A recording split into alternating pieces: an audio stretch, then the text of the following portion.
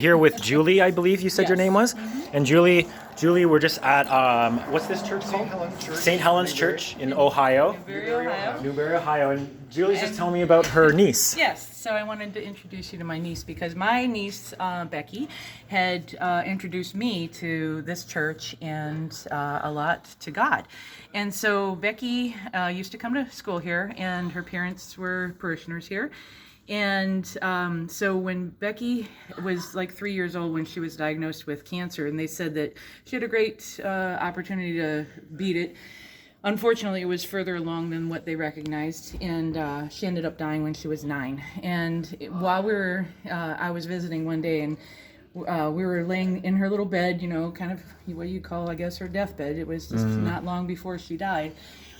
We had been coming here just to kind of spend more time with Becky. Right. I wasn't practicing Catholic at the time. Right. So we would just come and be here and then go through and get a blessing. We weren't, of course, taking communion. So in that bed that day, Becky said, "Aunt Julie, I want you to join my church." And I said, "Becky, I go to your church. You see me there every Sunday." Yeah. And she's like, "No, you don't understand. This is a 9-year-old talking to a 30-year-old, Yeah, right?" yeah. And so she looks at me and she goes, "No, you don't understand me." And I said, "Becky, I understand what you're saying. You want me to go to your church?" She goes, "No, I want you to join my church." Aww. And so I said, "Okay, Beck, I'll join your church." And so she goes, "You have to promise me." Yeah. And I said, "Okay." Wow. But she was so adamant. She grabbed me by the chin.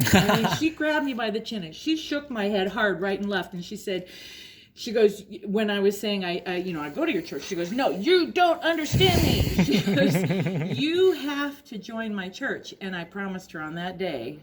Wow. I said, "Becky, I will join your church. I will." And she goes, "Good, okay." So she's this little evangelist.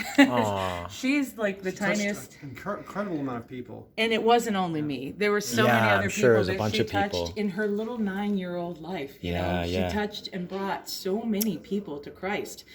It's just incredible. It kind of reminds me of a movie I just saw for the first time a few weeks ago. I was in Edinburgh, Pennsylvania, staying with a couple, and we watched a movie called The Shack. Oh yeah. I don't know if you've heard of The Shack. I have. Beautiful Yes, movie. I've seen that movie. And like it kind of talks about the Holy Trinity, and this guy sort of like his daughter dies when she's 9, and he basically becomes full of anger and hatred, and it prevents him from connecting with God, and he gets kind of dark, and then he goes back to the shack later when he's older to like maybe find the guy who did it, and he falls down, hits his head, and meets God, meets the Holy Trinity.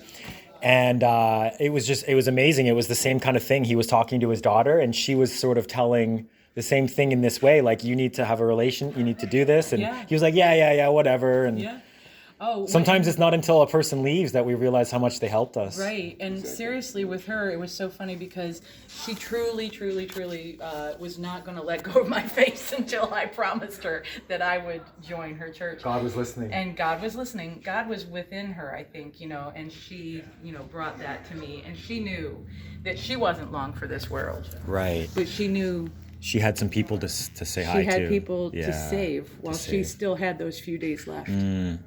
Why do the good ones always die young? Yeah. The corollary to that is only the good die young. Yeah, it's true, eh? Yeah. Well, thank you so much for that. Oh, you're welcome. Thank you, Julie. Oh, that made it beautiful. That means it's real. Thank you. And I forgot your name was Paul. Thank you, Paul. All right. You're welcome.